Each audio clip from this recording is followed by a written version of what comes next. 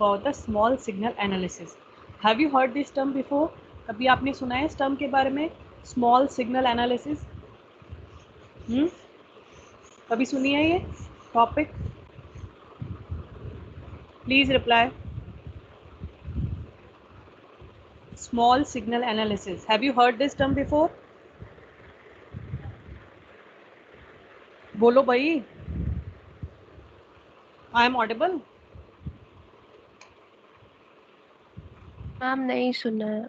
नहीं सुना है तो ये बता दो, कोई बात नहीं। देखो, सबसे पहले स्मॉल सिग्नल एनालिसिस से पे जाने से पहले हमें एटलीस्ट पता होना चाहिए कि what are our small signals. किनको हम स्मॉल सिग्नल्स कहते हैं? क्या हम मैग्नीट्यूड के लिए कहते हैं? नहीं, द आंसर इज नो। आपको पता है ना कि हर जगह आपका जो कॉम्बिनेशन होता है that is AC plus DC supply. हर जगह आपका एसी और डीसी की टर्म्स में हम देख रहे हैं, एनालिसिस भी करी है हमने, मॉसफेट, बीजेटी सबकी। तो एसी प्लस डीसी सप्लाई हम जो है अपने सर्किट्स में यूज़ करते हैं। तो अगर स्मॉल सिग्नल एनालिसिस का मतलब है, sorry, small signal are those signal in which the signal variation is much smaller than the DC value. Suppose ये आपकी कोई DC वैल्यू है, मैंने माना कि यहाँ पर जो DC है it is a constant value, इसकी वैल्यू मैंने मान ली सपोज 10 माइक्रो एम्पियर मान लिया, चलो मैंने करंट मान लिया, ठीक है। तो ये मेरी क्या है, DC वैल्यू। और आपकी कुछ AC वैल्यू भी होगी, सपोज दिस इज दिस। अगर यहाँ पे ये है 22 माइक्रो एम्पियर और ये है 18 माइक्रो एम्पियर, मतलब आपकी जो डीसी वैल्यू है उससे जो डिफरेंस है that is plus minus 2 micro ampere का डिफरेंस है। So you can say this is a small signal. अगर आपका ये डिफरेंस बहुत ज़्यादा डिफरेंस होता then you will say that my signal is a large signal. Are you able to understand this? ये small signal है because the variation of the AC signal with respect to my DC is very very less. But in case of large signal, what happen?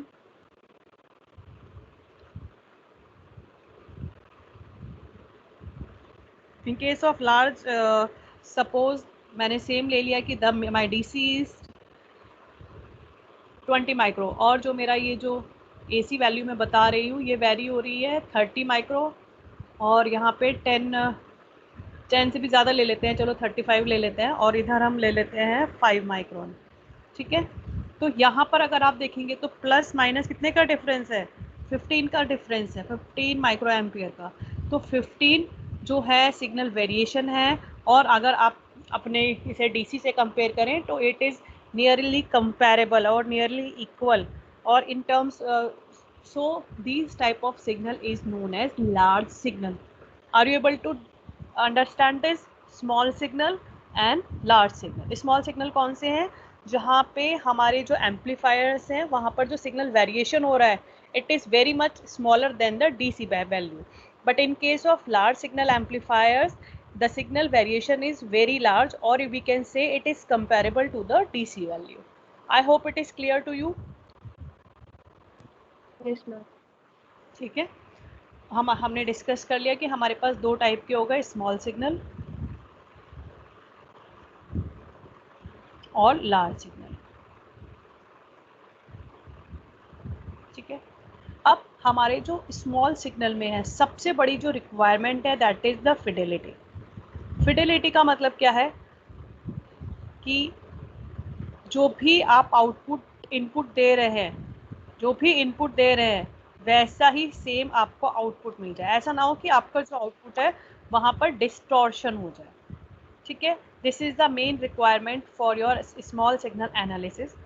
और आपका जो M है small signal analysis का, जो M है या objective है, दो एम हो सकते हैं, या तो आपका हो करंट एम्पलीफिकेशन या फिर आपका हो वोल्टेज एम्पलीफिकेशन। बट कभी भी ये याद रखेंगे, कभी भी दोनों चीज़ें साथ में नहीं होंगी कि करंट भी बढ़ जाए और वोल्टेज भी बढ़ जाए। Are you able to understand? या तो करंट एम्पलीफिकेशन होगा या फिर वोल्टेज एम्पलीफिकेशन होगा, लेकिन दोनों साथ में नहीं होंगे। Both amplification will never done in case of small signal analysis, ठीक है। और जो आपका ये स्मॉल सिग्नल है, स्मॉल सिग्नल के केस में मेरे जो बीजेटीज होते हैं वो कैसे काम करते हैं, लीनियर काम करते हैं। लीनियर का मतलब होता है कि जो भी आप एम्पलीफाई करोगे देयर इज नो डिस्टॉर्शन।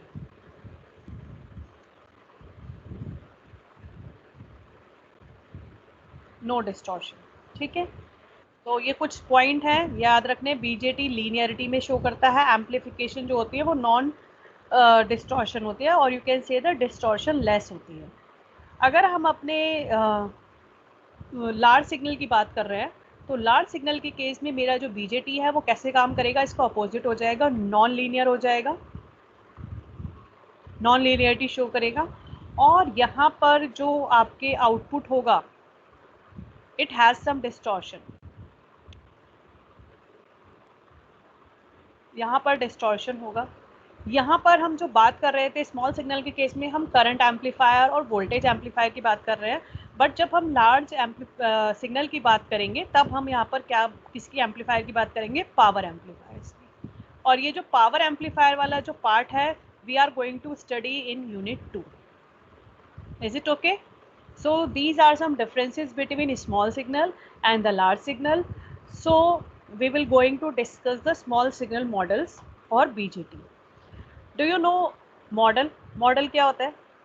जैसे कि आप बचपन में छोटे थे तो आपकी मैम आपको मॉडल बनाने के लिए देती थी। मॉडल बनाने के लिए मतलब कैसे, क्या होता था, क्या करते थे आप लोग मॉडल बनाने में? हम किसी चीज का 3D रिप्रेजेंटेशन। किसी चीज़ का 3D रिप्रेजेंटेशन एक्चुअली जो आपने अपने आप से क्रिएट करा है एंड इट लुक्स अलाइक, और उसकी जो करेक्टरिस्टिक्स है it is same as the original thing, original की तरह वो काम करता है, दिखता है actually, that is called a model. Model is basically an equivalent circuit. अगर हम अपने इलेक्ट्रॉनिक्स की टर्म्स में मैं बात करूं कि भाई आपका मॉडल क्या है, तो मॉडल बेसिकली आपका क्या है, it is an equivalent circuit that represent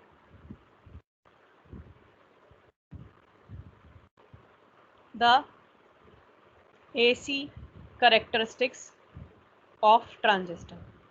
ठीक है, यहाँ पर आपको डिफरेंट टाइप्स के मॉडल आपको पढ़ने के लिए मिल जाएंगे।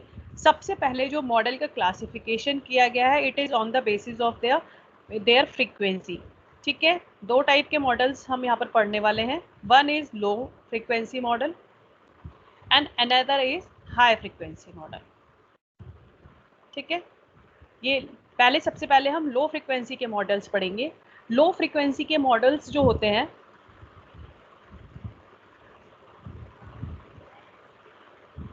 लो फ्रीक्वेंसी मॉडल बेसिकली यहाँ पर डिफरेंट टाइप के मॉडल्स हमारे पास अवेलेबल है। मॉडल्स हमारे पास जो है, एक है हमारे पास हाइब्रिड मॉडल, एच मॉडल भी जिसको हम बोलते हैं, एक है हमारे पास आरई मॉडल, एक है हमारे पास हाइब्रिड पाई मॉडल। ठीक है, ये मॉडल तो मैं आपको पढ़ा दूंगी, ये मॉडल मैं न्यूमेरिकल में करवाऊंगी, और ये जो मॉडल है इसको मैं बता भी दूंगी और इसके नोट्स में आपको पूरा इसका क्लासिफिकेशन मिल जाएगा। Is it okay class, is it okay? Please tell me. Yes ma'am. ठीक है, तो सबसे पहले हम जो है हाइब्रिड मॉडल को समझने की कोशिश करेंगे। हाइब्रिड मॉडल को समझने से पहले आपने कभी टू पोर्ट नेटवर्क के बारे में आपको कुछ पता है क्या? Do you know about the two port network? Yes ma'am. क्या होता है Yes. बच्चे? मैम वाई जेड पैरामीटर पर निकाल देते उसे टू पोर्ट में। हाँ हाँ हाँ, वही चीज कहाँ पे पढ़ा वो? मैम नेटवर्क में पढ़ा था, मतलब पिछले सेमेस्टर में। पिछले सेमेस्टर में पढ़ा था, तो वैसा ही सेम चीज हम यहाँ पे करने वाले हैं। और उस वहाँ पर तो आप अपना शायद वोल्टेज और करंट की टर्म्स में ही बात करते थे, यहाँ पर हम जो वोल्टेज और करंट के बारे में बात करेंगे वो हमारे बीजेटी करंट और वोल्टेजेस होंगे। Okay okay. ठीक है, तो आई होप सबको आपको ये टू पोर्ट नेटवर्क के बारे में पता है। एक मिनट मैं लिख देती हूँ, हाइब्रिड हाइब्रिड मॉडल जो है आपका, एक्चुअली क्या होता है जब आप कोई भी सर्किट का एनालिसिस करते हो, है ना, सर्किट का आपने कोई एनालिसिस करा तो जो है आप मान लीजिए फॉर एग्जांपल आपके पास ये सर्किट था,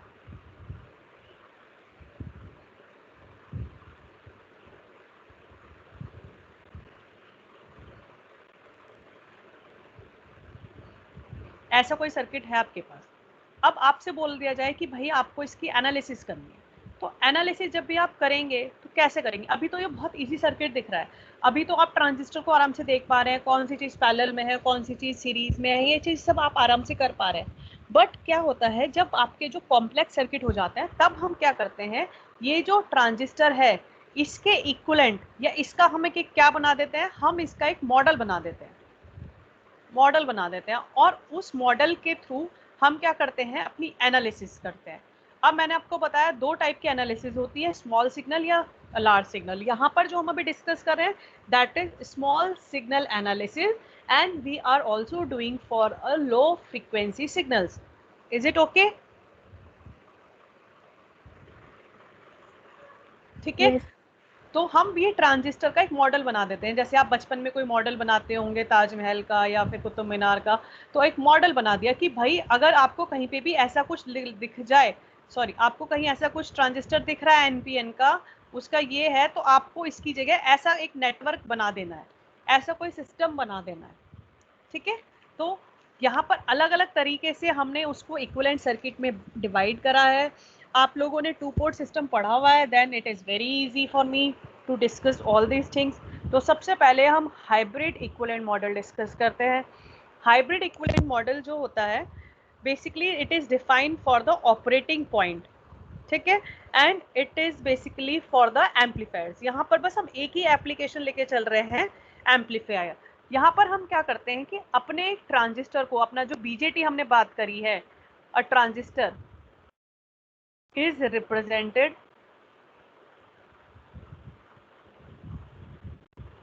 as a two port system. Two port की तरह हम इसमें डील कर लेते हैं कि यहाँ पर ये जो हमारा ये बॉक्स है ये क्या है, हमारा ट्रांजिस्टर।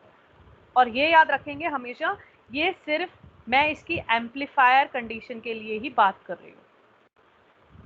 ट्रांजिस्टर एम्पलीफायर है, ये टू पोर्ट है, दो इसमें आउटपुट साइड पे टर्मिनल्स दिए हैं, दो इसमें इनपुट साइड पर टर्मिनल्स दिए हैं।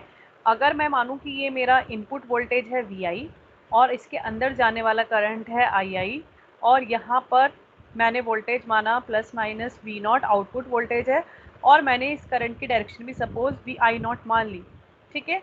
तो आप देख सकते हैं यहाँ पर मैंने क्या करा है, अपने जो बीजेटी ट्रांजिस्टर है उसको मैंने इस बॉक्स के थ्रू रिप्रेजेंट करा है, और ये मेरे input output current and voltages हैं।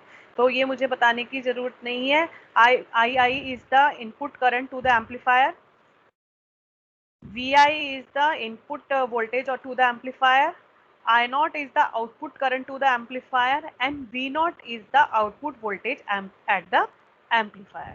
ठीक है, अब आपको पता है कि ट्रांजिस्टर आपका कैसा डिवाइस है। ट्रांजिस्टर आपका करंट कंट्रोल डिवाइस है और it has a input voltage VI, output current जो है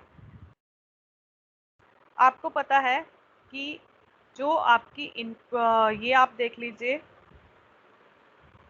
इनपुट VI एंड I0 आपके कैसे वेरिएबल हैं, ये आपके डिपेंडेंट वेरिएबल हैं।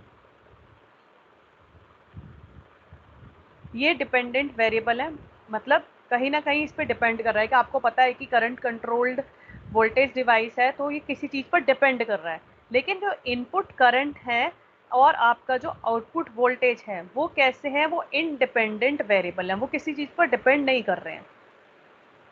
ठीक है, अच्छा अगर आपको इस एक्सप्रेशन को लिखना है तो मैं इसको ऐसे लिख सकती हूँ क्या,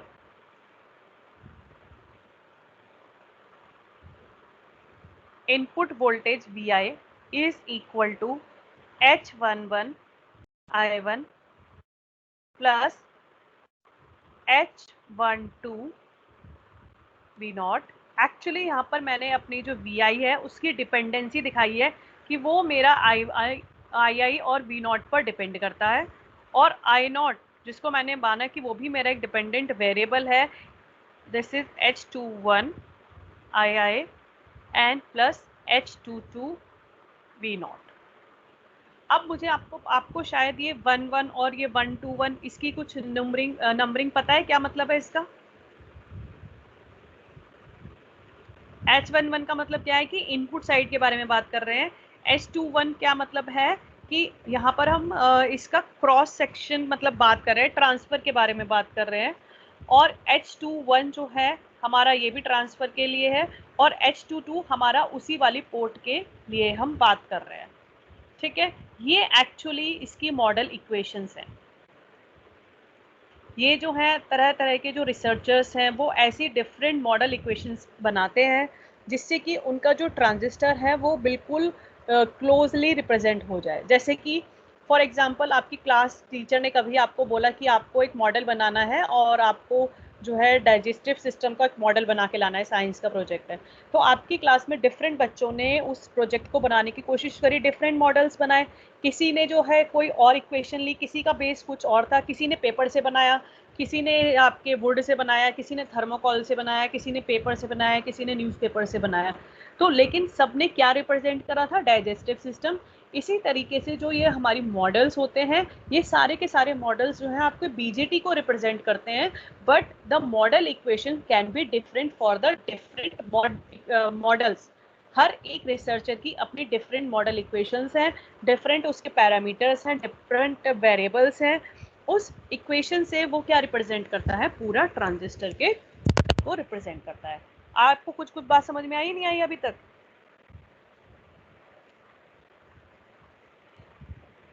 बताइए प्लीज। आ गई? अब जो हमारे इक्वेशन है, जैसे आपने टू पोर्ट नेटवर्क में भी ये टर्म्स पढ़ी होंगी, H21, H11, H22, तो हम यहाँ पर इसको इस टर्म में ना लिखकर हम अपनी इक्वेशन को रीराइट कर देते हैं। हम जो है इस इक्वेशन को इस तरीके से लिखते हैं, VI is equal to HI plus II input side में, प्लस HR VO, और I0 is equal to HF HI plus H0 P0। ठीक है, मैंने बस इनका जो 1-1 और 2-1 की टर्म्स में था उसको सिंपल जो है उसको अल्फ़ाबेटिक टर्म्स में लिख लिया है। और ये जो मेरे HI है, ये मेरा जो HR है, ये मेरा जो HF है, और ये जो मेरा H0 है, ये मेरे क्या हैं? ये मेरे सारे हाइब्रिड पैरामीटर्स हैं। ठीक है, जैसे कि मैंने इस मॉडल में तो इसको टू पोर्ट नेटवर्क से दिखाया है, लेकिन जो ऐसे RE मॉडल है, तो RE मॉडल में वहाँ पर मैंने उसे रेजिस्टेंस और एक करंट सोर्स के थ्रू रिप्रेजेंट करा है। तो डिफरेंट मॉडल्स जो हैं वो डिफरेंट तरीके से बीजेटी को रिप्रेजेंट कर सकते हैं। ठीक है, तो सबसे पहले हम अपने इन पैरामीटर्स को समझते हैं कि भाई ये क्या कह रहे हैं। H11 जिसको मैंने लिखा है HI, it is basically the ratio of VI over II। कौन सी कंडीशन पर? At V0 is equal to 0 and the unit is, क्या होगी इसकी यूनिट बताओ please, tell me the unit, बताइए। वोल्टेज बाय होगा, मतलब अगर वोल्टेज और करंट है तो फिर V मतलब V by A ampere, voltage ampere ही होना चाहिए फिर तो। वोल्टेज एम्पियर नहीं, ओम नहीं हो गया? हाँ ना, यस वो मैम। भी सकते हैं। है ना, ओम हो गया। तो आपकी क्या है actually? It is the input impedance,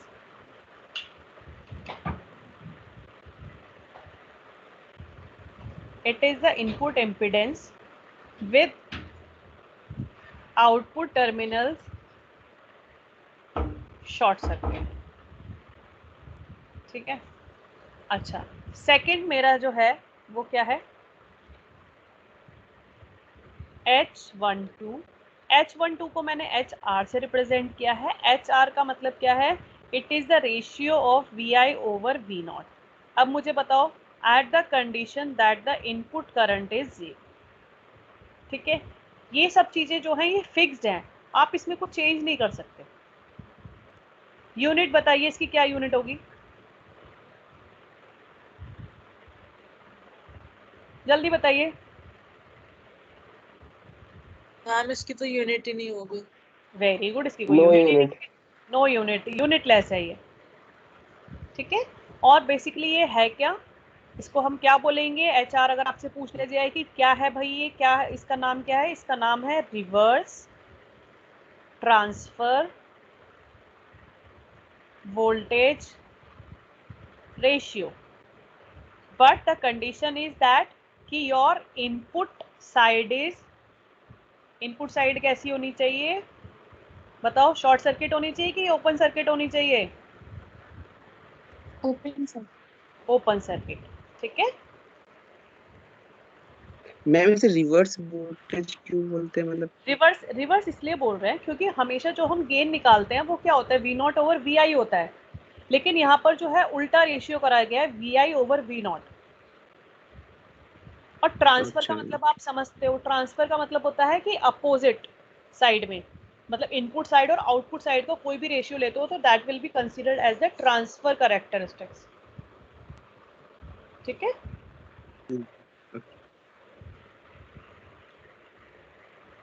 third point is H21. H21 is your HF and it is the ratio of your currents I0 over II at the condition that V0 is equal to 0. इसकी unit क्या होगी बच्चे, हम ये भी unitless होगा। ये भी यूनिटलेस होगा। और इसका नाम क्या होना चाहिए वैसे,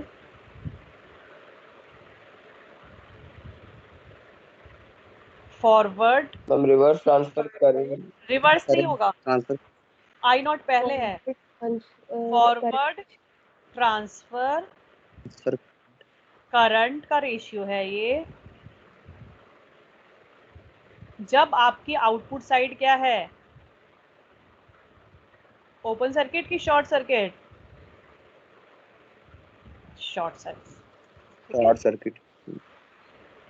अच्छा, last is your H22, it is equal to H0 and it is equal to I0 over V0. कंडीशन इज दैट कि I input current is equal to 0। अब उसकी यूनिट बताओ मुझे, इसकी तो कोई यूनिट होगी, MHO मैम, MHO, हाँ MHO भी कहते हैं, और इसको ओम ये इनवर्स ओम इनवर्स सीमेंस, ठीक है। ट्रांस कंडक्टेंस की ये यूनिट है आपकी। और इसको हम क्या बोलते हैं, हम इसको बोलते हैं आउटपुट एडमिटेंस पैरामीटर। और कब है ये, जब आपका इनपुट साइड क्या है, आपकी ओपन सर्किट, ठीक है। तो अगर हम इसका इक्विवेलेंट सर्किट बनाने की कोशिश करें तो सबसे पहले मैं इनपुट साइड का एक इक्विवेलेंट सर्किट बनाती हूँ।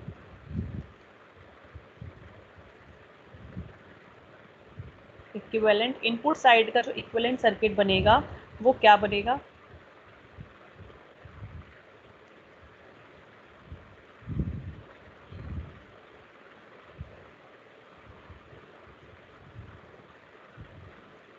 हमने इक्वेशन क्या लिखी थी, V I is equal to, जो हमारी ये वाली इक्वेशन है देखो, V I is equal to H I I one plus H R V not. क्या थी, V I is equal to H I one plus H R V not, यही equation थी ना आपकी। तो आप क्या करेंगे, वी आई अगर ये वाला वोल्टेज है, ये प्लस माइनस है, तो बताओ इस यहाँ पर क्या होगा,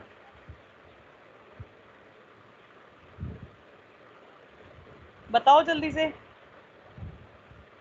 ये वाली अगर वी आई ये है और ये इक्वेशन दी हुई है आपको, तो यहाँ पर क्या वैल्यू होनी चाहिए, इसके अंदर करंट कितना होगा आपको समझ में आ रहा है, इसके अंदर जो करंट होगा वो आई आई होगा, और I V I is equal to H R into H I into R I. देखो एच आई की यूनिट आपको पता थी क्या है, ओम्स है, तो यहाँ पर ये इक्वेशन सही बैठ रही है।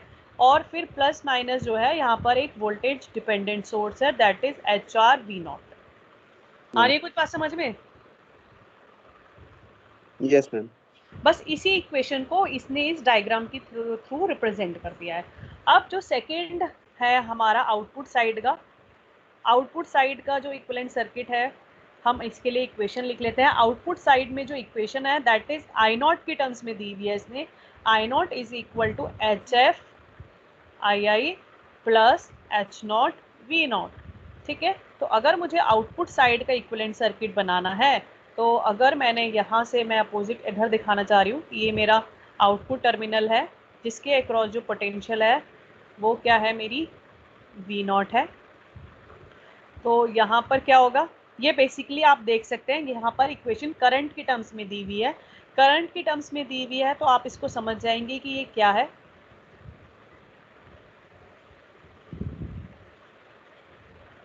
और यहाँ पर आप क्या दिखा देंगे, एक करंट सोर्स। अब बताओ इस करंट सोर्स की वैल्यू क्या होगी, बताओ। H F I I current की वैल्यू हो गई है। और अगर इसके अंदर आई नॉट करंट है तो आई नॉट करंट किसके बराबर है, I not is equal to H F I I plus H not into V not. V not क्या है आपका, वोल्टेज अक्रॉस दिस है, और आपको चाहिए करंट, और आपको पता है कि एच नॉट क्या हो जाएगा, ये हो जाएगा। बात समझ में आ रही है? ठीक है, अब इसके बाद हम इसका क्या करेंगे, कंप्लीट सर्किट बनाएंगे, कंप्लीट हाइब्रिड इक्विवेलेंट सर्किट। ठीक है, कंप्लीट हाइब्रिड इक्विवेलेंट सर्किट हम अगर अपना बीजेटी का बनाए तो क्या बनेगा, बस हमने क्या करा है, इनपुट साइड को इधर बना दिया है। इनपुट साइड में एक रेजिस्टेंस और एक वोल्टेज डिपेंडेंट सोर्स, और आउटपुट साइड में एक करंट सोर्स प्लस एक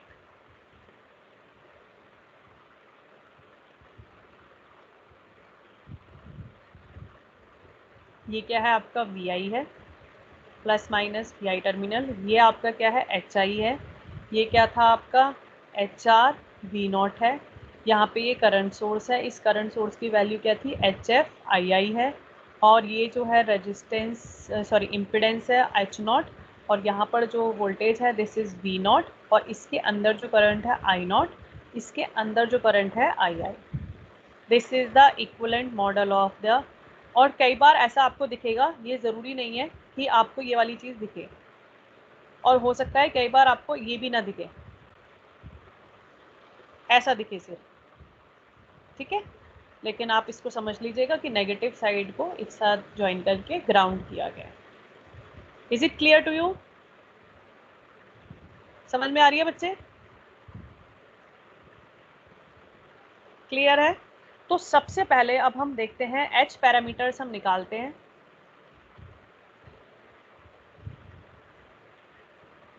for CE configuration. CE stands for, भाई प्लीज बोलो, CE का मतलब क्या है, कॉमन एमिटर। Common emitter. बिल्कुल सही बात है। और यहाँ पर जो मैं दिखा रही हूँ वो ज़्यादातर मैं अपने NPN कॉन्फ़िगरेशंस के लिए आपको दिखा रही हूँ। तो ये अगर आपका क्या है, कलेक्टर है, ये क्या है आपका एमीटर है, ये क्या है आपका बेस है। ठीक है, और हम इसमें करंट दिखा देते हैं। इसके अंदर जो करंट है दैट इज़ IB, इसके अंदर जो करंट है दैट इज़ IC, इसके अंदर जो करंट है दैट इज़ IE, और इन दोनों टर्मिनल के बीच का जो पोटेंशियल है दैट इज़ VCE, और यहाँ पर जो इनपुट साइड पर है दैट इज़ VB। ठीक है, तो अब आप मुझे बताओ इसका इनपुट करंट क्या है, इनपुट करंट क्या होगा, आउटपुट करंट क्या होगा, है ना, और इनपुट की वोल्टेज क्या होगी, और आउटपुट की वोल्टेज क्या होगी, जल्दी बोलो। सब अगर एक समझ में आ गए ना तो सारी कॉन्फ़िगरेशन निकालनी आ जाएंगी तुम्हें, बताओ जल्दी से।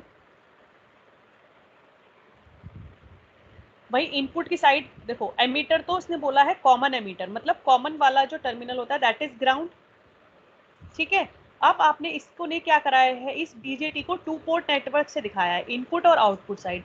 तो जो साइड आपकी ग्राउंड हो गई आप उसको तो कंसीडर करेंगे नहीं, ठीक है। अब बताओ इनपुट कहाँ से आ रहा है,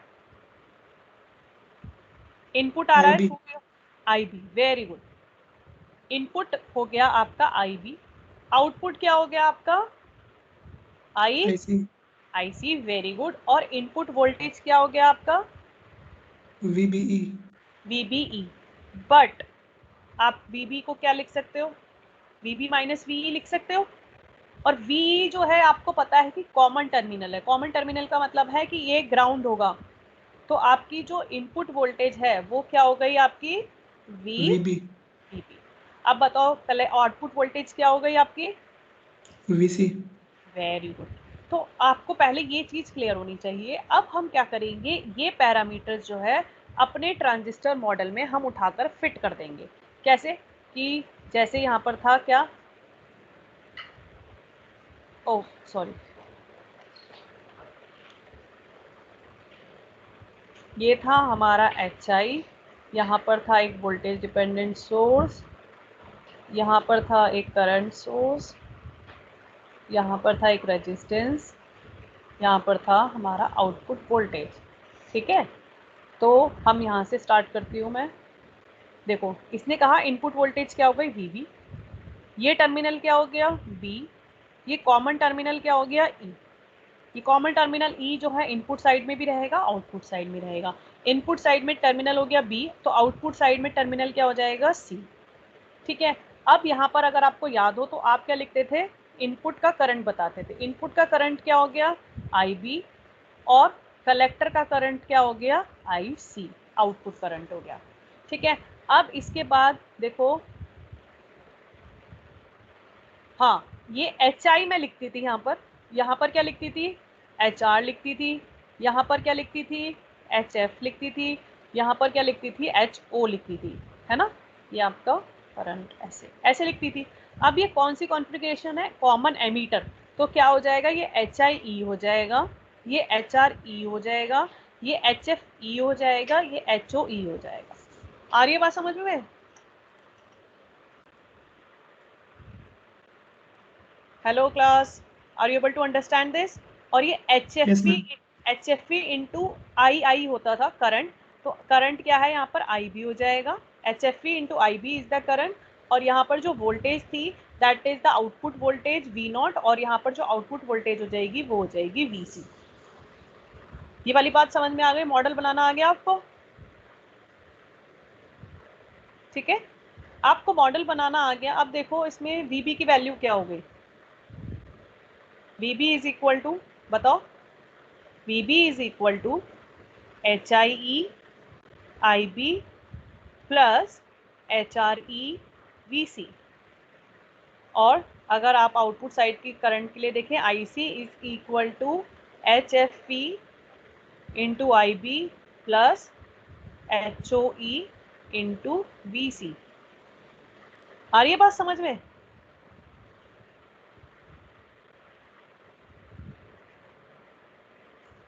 ठीक है। और HI की वैल्यू अगर आपको निकालनी होती थी तो कैसे निकालते थे, आपको पता है कि HI क्या है, HIE is equal to VB over IB। जब आप ये मान के चलते थे कि आपका जो VC है वो क्या है, यहाँ पर हमने इसको दिखाने के लिए, जीरो दिखाने के लिए, ओपन सर्किट दिखाने के लिए हमने मान के चले कि हमारा जो VC है दैट इज योर कांस्टेंट, ठीक है। और HFE कितना, ऐसे ही सारी जो टर्म्स हैं वो हमने किसकी टर्म्स में निकालनी है, अपना IB और VBE की टर्म्स में, HFE HRE और HOE। अब बताओ मुझे HFE की वैल्यू क्या हो जाएगी, HFE की वैल्यू हो जाएगी output current over input current, जब हमने लिया VC is equal to constant, ठीक है।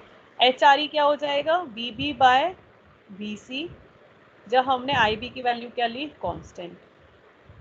और हमारा HOE क्या हो जाएगा, HOE is equal to IC अपन VC जब हमने क्या माना IB is equal to constant. ये मैंने कॉमन एमीटर के लिए बताई है, ऐसे ही कॉमन बेस के लिए होगा और ऐसे ही कॉमन कलेक्टर के लिए होगा। लेकिन प्लीज डोंट कंफ्यूज कि अभी ये टॉपिक खत्म हो गया है, अभी तो सिर्फ इसने नोटेशंस बताई हैं। After in the second lecture हम इनकी कैलकुलेशंस करेंगे कि भाई हमारा करंट गेन कितना आएगा, या हमारा इनपुट इम्पिडेंस कितना आएगा, आउटपुट गेन कितना आएगा, वोल्टेजेस कितनी आएंगी, ये सब हम अपने सेकंड लेक्चर में डिस्कस करेंगे। मैं सिर्फ आपको कॉमन एमीटर के लिए बताऊंगी, लेकिन नोट्स में आपको सारी कॉन्फ़िगरेशंस मिल जाएंगी। कॉमन एमीटर ही सबसे ज़्यादा यूज होती है, इसीलिए मैंने सिर्फ कॉमन एमीटर की कॉन्फ़िगरेशन ही डिस्कस करूंगी। Is it okay?